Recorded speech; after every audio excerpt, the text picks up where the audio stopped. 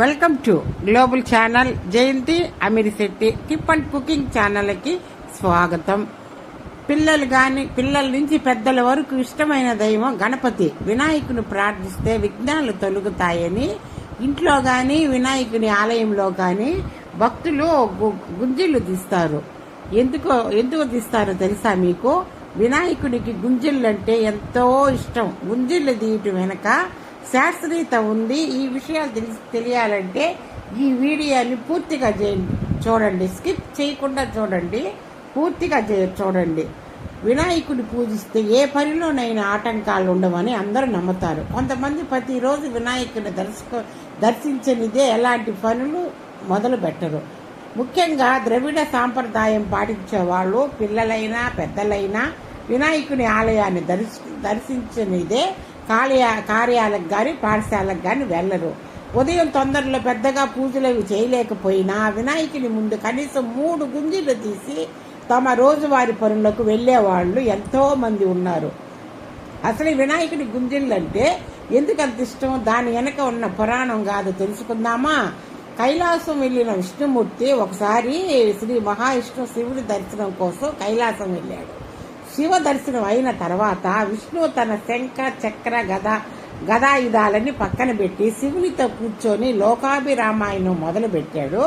శివుడు విష్ణు సంభాషణలో మునిగి ఉండగా అటుగా వచ్చిన బాల గణపతి స్వర్ణ కాంతులతో దగదగలాడుతున్న సుదర్శన చక్రాన్ని చూసి ముచ్చటపడి దానిని చేతిలోకి తీసుకుని అమాంతో మింగేసేసాడు. ఈ విషయాన్ని శివుడు గాని విష్ణు గాని గమనించలేరంట. కొంచెంసేపు తర్వాత విష్ణు తన ఆయుధాలు ఉంచిన చోట చూస్తూ సుదర్శన చక్రం కనపడలేదట. అప్పుడు విష్ణు సుదర్శన చక్రం కోసం కైలాసం అంతా ఎతికసాగాడట. పాపం అంతా ఎతికాడంట. అప్పుడు గణేశుడు దేనికోసం ఎత్తుకుతున్నామని విష్ణువుని అడగగా సుదర్శన చక్రం కనపడటం లేదని విష్ణువు చెప్పాడట. అప్పుడు గణేశుడు సుదర్శన చక్రాన్ని తానే మింగేశారని చెప్తాడట. తన సుదర్శన చక్రాన్ని తిరిగి ఇచ్చేయమని బాలగణపతిని విష్ణుమూర్తి ఎంతగానో బుజ్జగించి అడిగాడట. కానీ గణపతి ఇవ్వలా. ఆ సమయంలో గణేశుడు ప్రసన్నం చేయటానికి విష్ణుమూర్తి కుడి చేతితో ఎడమ చేతితో కుడి చెవిని పట్టుకొని గుంజీలు తీస్తాడట. విష్ణుమూర్తి గుంజీలు తీయటం చూసిన వినాయకుడు నవ్వాగలేదట. పొట్ట చేత పట్టుకొని పగలబడి నవ్వసాగాడట. బాలగణపతి విపరీతంగా నవ్వటం వల్ల సుదర్శన చక్రము నోట్లోంచి బయటకు వచ్చేసిందట.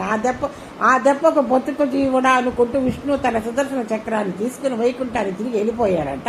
బాలగణపతి సమక్షంలో గుంజీలు తీసి విష్ణుమూర్తి తనకు కావాల్సింది పొందాడు కాబట్టి ఆనాటి నుండి గణపతి పక్షంలో గుంజీలు తీస్తే కోరిన కోరికలు తీరుతాయని విశ్వాసం ఏర్పడిందట.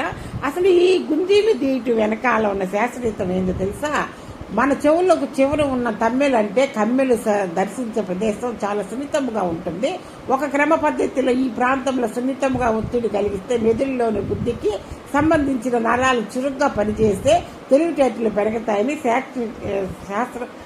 సైన్స్ చెప్తారు. అందుకే విద్యార్థులు గణపతి ముందు గుంజీలు తీస్తే బుద్ధి పెరుగుతుందని అంటారు. మన పెద్దలు ఏర్పాటు చేసిన ప్రతి విషయం వెనక తప్పకుండా ఓ శాస్త్రీయత ఉంటుంది, ఓ సైన్స్ ఉంటుందండి. మన పెద్దలు ఏ పని చేసినా దాని వెనకాల ఒక ఉంటుంది. ఆ విషయాన్ని ముందు తరం వారికి తెలియజేయటమే మన బాధ్యత. వినాయకుని సమక్షంలో గుంజీలు తీస్తే తప్పకుండా బుద్ధి వికాసం అవుతుంది. ఓం శ్రీ గణపతి అయిన మహా అని అంటారు చాలా మంది. వినాయకుడికి ముందర ఎందుకు గుంజీలు తీస్తారు అనేదాన్ని ఇప్పుడు మనం తెలుసుకున్నాం కదా.